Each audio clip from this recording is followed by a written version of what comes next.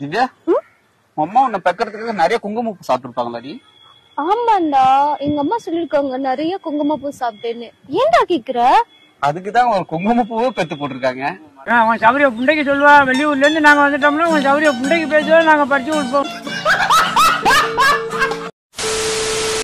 நான் எப்படியா இருந்தாலும் செத்துருவேன். நான் செத்ததுக்கு அப்புறம் என் உடல் உறுப்பெல்லாம் தானம் பண்ணிடு. என் இதயம் மட்டும் என்கிட்ட இருக்காது, அது அவகிட்ட தான் இருக்கும்.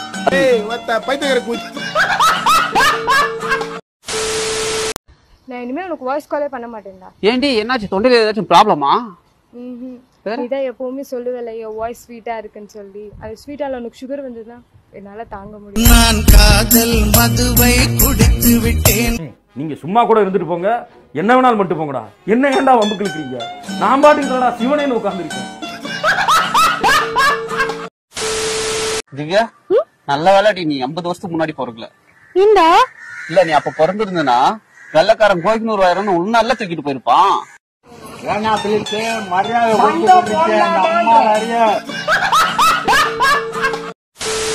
ஆனா நெய்வேலி பக்கம் மட்டும் போயிடாதடி. ஏண்டா இப்படி சொல்ற? ஏற்கனவே எர்னல்ஸ்ல வந்து கரண்ட் ப்ராப்ளம் போயிட்டு இருக்கு. நீ போய் நின்றா உன் கண்ணுல மின்சாரம் தாக்கும்ல, நம்ம தூக்கின்னு போயிட போறாங்க. செருப்பு கழட்டி அடிச்சுருவேன் நான் சொல்றேன். வெறி கொண்டுருவேன் நான். எதுக்கு நீ இதை பேசுகிற?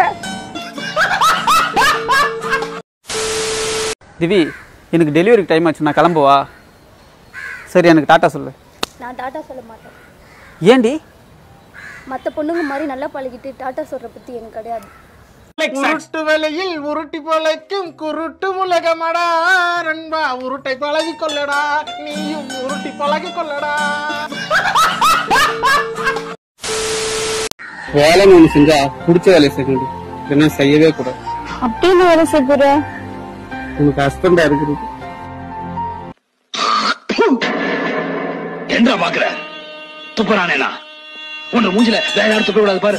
அதான் நான் துப்புறேன். ஏ சிம்பு, என்ன ஏரியா ஃபுல்லா உன்னை காணவில்லைன்னு போஸ்ட் அடிச்சு ஒட்டி வச்சிருக்காங்க? நச்சந்தானே? ஏன்? உன்னை பார்த்தது நான் காணாம போயிட்டேன்ல. இதுதான் 2 பேருக்கும் கடைசி எச்சரிக்கை. எனக்கு நல்லதோ இல்லையோ, உங்களுக்கு நல்லது இல்லை. பேபி, என் கண்ணை நல்லா பாரு. ஏண்டா வச்சுக்கணும் வாங்காம பாக்குற?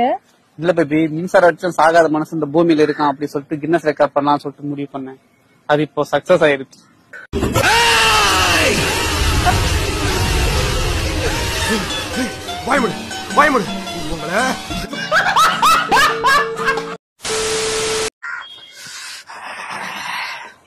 உனக்கு குளிர் ஜரமாச்சு, நீ எதுக்கு இங்க வந்த?